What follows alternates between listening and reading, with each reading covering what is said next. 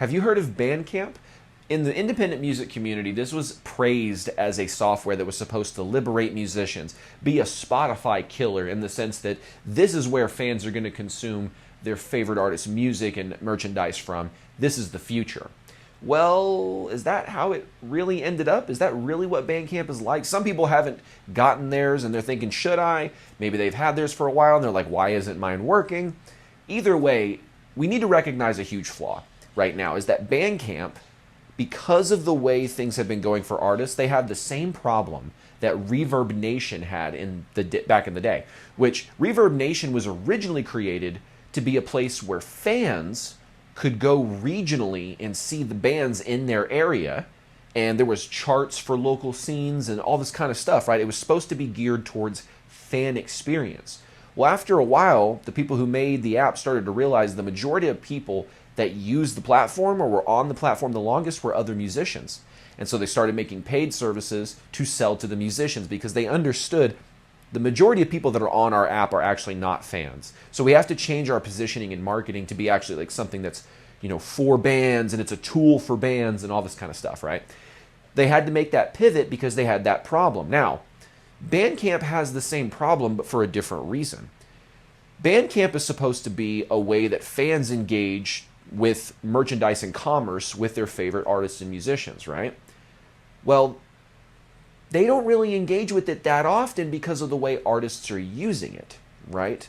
And even if artists do use it, I would care to argue that there's potentially even better alternatives. So in this video, I want to talk about how do you actually use Bandcamp properly?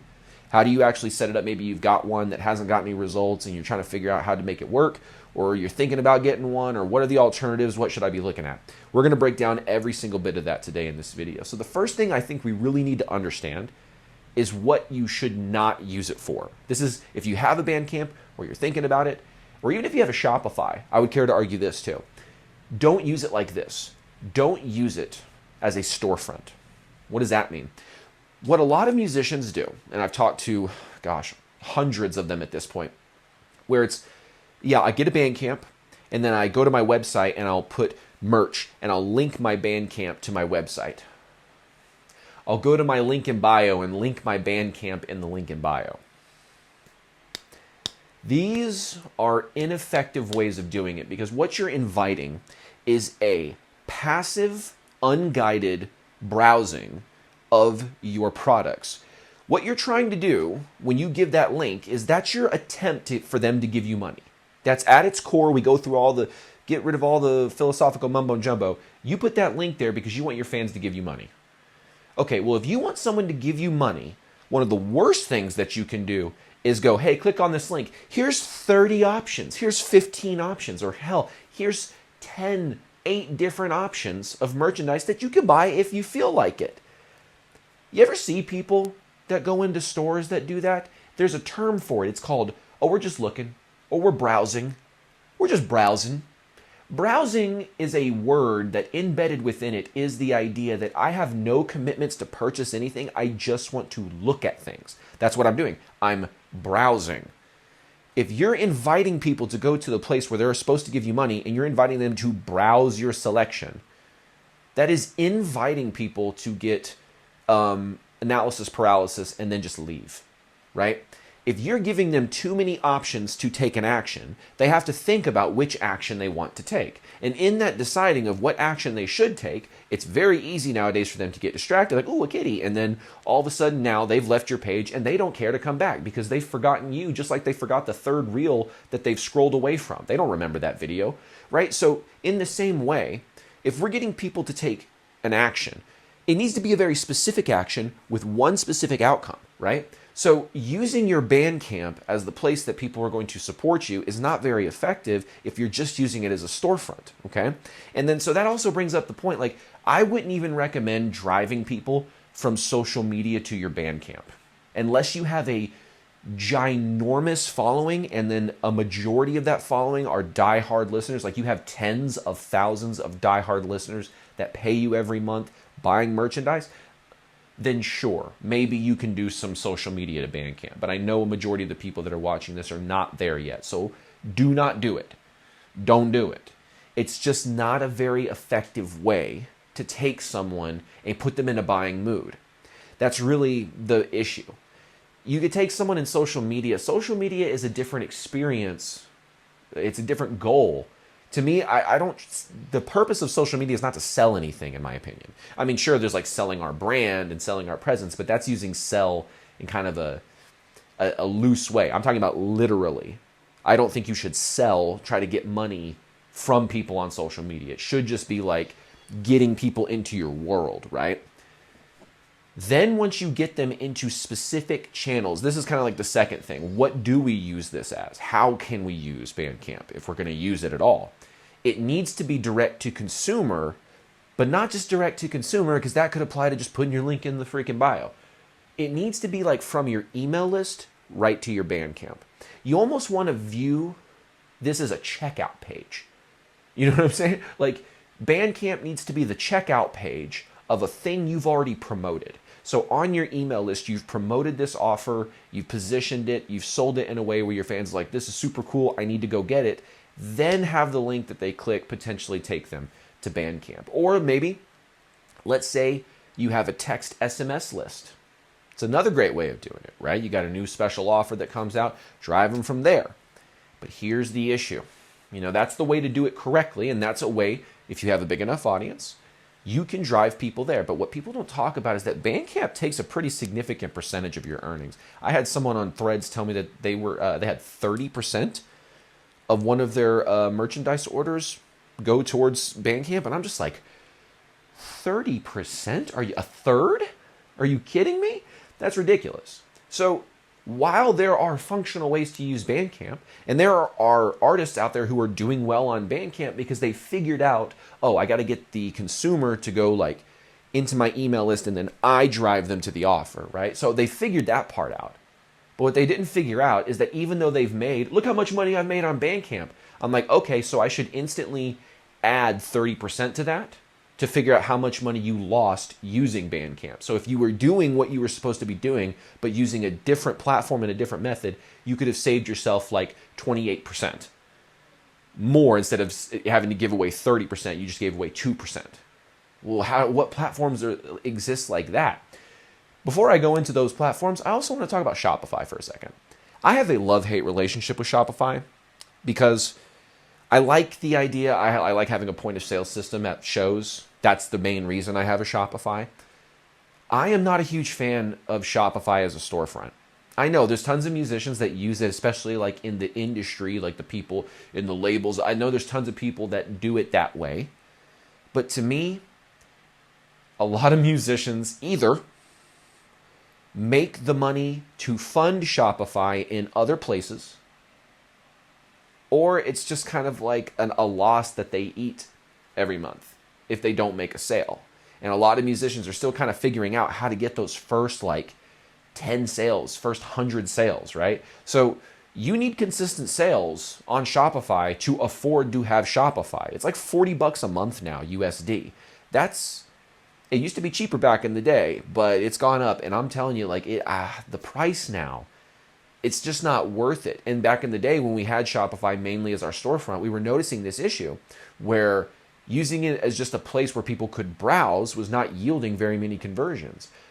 But then once we got off of Shopify mainly and started using another method, a couple other platforms that you can use, things started to really get better. So my favorite platform, the one that I use and I've used forever, is one called Stripe. Okay? It blows my mind that there are musicians who have not heard of Stripe because this is one of the biggest payment processors in the world, right? So what I want you guys to consider with Stripe is this. What is their fee? So let's say if you're going to drive people from an email list or a text SMS list to an offer, the question is, where is my offer going to be hosted? Is it going to be hosted on Bandcamp? Is it going to be hosted on Shopify? Is it going to be hosted on Stripe, right? Why would you pick any one or the other? Well, a lot of people like Bandcamp because they like the idea, ego-wise, from fans showing up to a storefront that looks official, and it's like you just showed up to my official store, and that makes me look cool and official as an artist. That's what a lot of that is. Keep in mind, is that thinking from the consumer's perspective or the artist's perspective?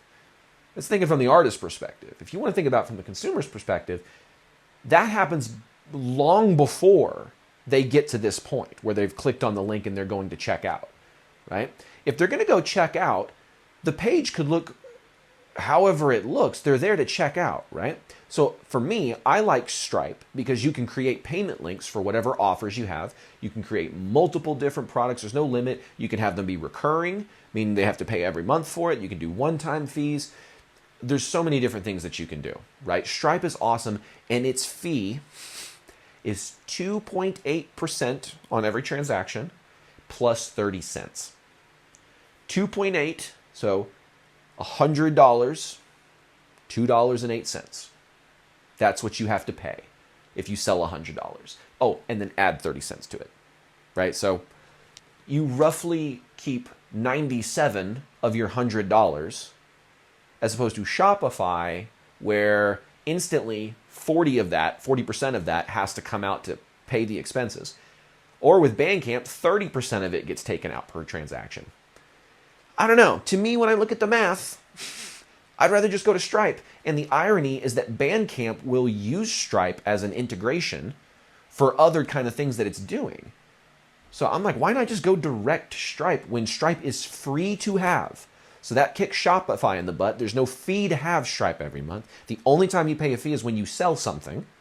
And then the fee that you pay is 2.8% plus 30 cents.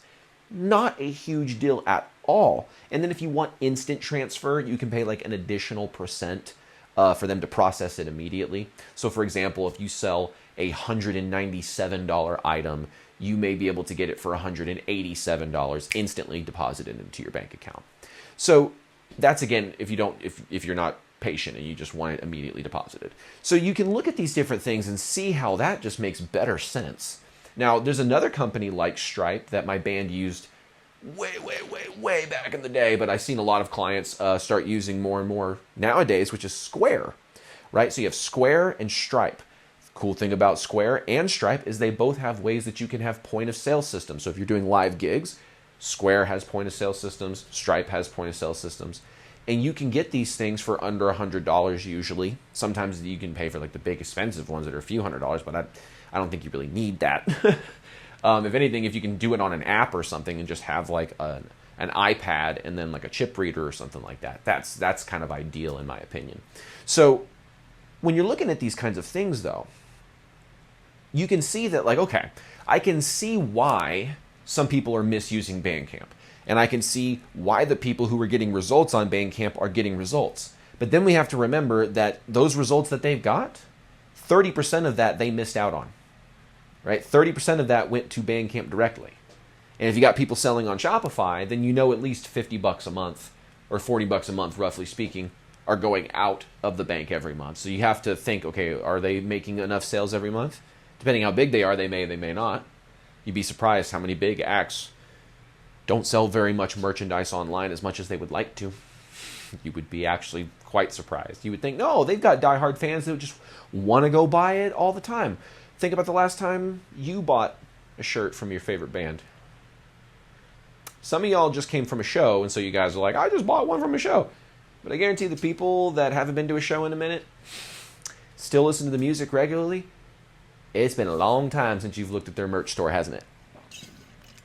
It's okay. I haven't looked at my favorite band's merch store in a long time unless I was doing research for my own band's merch store. Funny how that works. So the real trick here is like if I'm going to build up an email list or a text list, and that's where the magic is for driving people to a direct consumer checkout page, why not drive them to Stripe or Square when you pay 3% all in all as opposed to 30%? I don't know. I'll stick with Stripe. You know, and that sounds good to me. I'll stick with the Stripe. I don't want to pay that much. That's like going to a gig and you got to pay 20% of your T-shirt sales to the house. Like that's ridiculous. That sucks. At the end of the night, even if it is at the end of the night, you get to it and it's like you had to give away like $30 or something like that. You're still just like, this could have paid for my Taco Bell, you jerk. You know. This could have paid for my toilet problems later on. How dare you? No, but either way, you're looking at it like you want to keep as much of it as you can possibly keep, right? So, in my opinion, using Stripe is the number one way to do it. There's ways that you can set up recurring, multiple products, all that kind of good stuff. Same with Square. Square has a lot of the same functionalities because they're just payment processors. So go utilize those, in my opinion, instead of Bandcamp. If you're on Bandcamp, save yourself 30%. And also, I think this is a little side note before we close out the video. Fans have a hard time buying from softwares or on softwares and platforms like Patreon, Bandcamp, and things of the like for one particular reason. There's this weird, like, unfamiliarity. Like, you would be surprised how many fans don't, like, recognize that this is a Shopify store just with another band's brand on it, right? They're not really paying attention to those kind of things, right? But if they go and they see, like, Bandcamp, or they see... So it's kind of like, who is Patreon? Who is that company? You know, they're set up with Patreon to do this, but can I trust Patreon with my money? Is this like an independent company? They don't know it's a huge, big software that's accredited. A lot of people aren't going to be thinking about, like, doing the research right there on the spot. They're just going to make a gut intuition of whether they should invest in that or not. And they're like, well, okay, well, I don't really have a Patreon, so does that mean I have to, like, download an app? I have to have an account? I got to do this thing. Like, you know what I'm saying? All of a sudden, it's like another thing they got to sign up for. Not just for you, but it's like to get the thing for you, they got to sign up for this other thing, and they don't know if they want to sign up for the other thing. It just creates friction in the buying process, is what I'm pointing out. So if you can, what I think is one of the most optimal things to do is, to the best of your ability, disguise your website, disguise your merch store, if you have one, to look like it is your merch store. It's got your logo, your coloring, the same background, and same kind of features as the other pages on your website. Like, hell, even if you design the page yourself to look like a storefront, but it says yourband.com, there's something about that that makes the buying process a lot smoother, right? So if you can have them go from, like, you know, yourwebsite.com to yourwebsite.com/shop, and then there it looks very similar, right? It's just easier for them. Even if they click on it and it takes them to a Stripe checkout link, you get the idea. Like, you can design it to be like, oh, this is clearly ours. This is set up through our, thing, and then you can have at the bottom, like, powered by Stripe or something like that.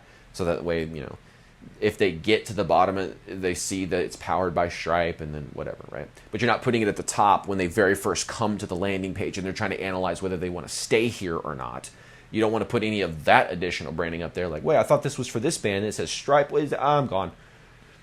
People are like that. They're very skeptical nowadays. So hopefully this is giving you kind of a new perspective on looking at direct-to-consumer selling and what platforms are valuable and how they can be more valuable and you can make more and save more.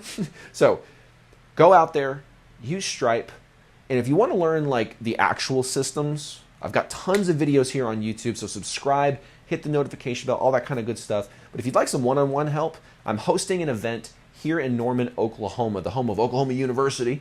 August 1st through August 3rd, we are going to be at the Noun Hotel. It's going to be a 3-day workshop. We're going to be diving into basically how to set up and systemize your music business from scratch in a complete weekend. It's going to be great. I'm not just going to be lecturing the whole time. We're going to do, like, hot seats, and we're going to have people come up, and we're going to do, like, this one-on-one interaction with people so they can actually get their music business problems solved in front of people, and that way they can get their problems solved immediately, and then other people can see how to solve their own problems by seeing this person get their problem solved instantly. So if you want to come to this event that's being held in Oklahoma, there's tickets in the description. Make sure to get that. Come to the next Musicians Ignite Live.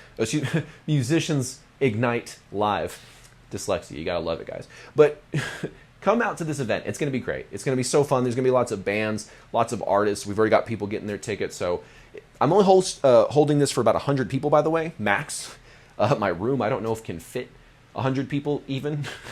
They may get mad at me if I book all 100. But I can't really go past, 100. So it's pretty limited. So if you want to be one of those people, get your tickets. And I look forward to seeing you guys there. Otherwise, I will see you on another video inside of Musicians Ignite. Take care.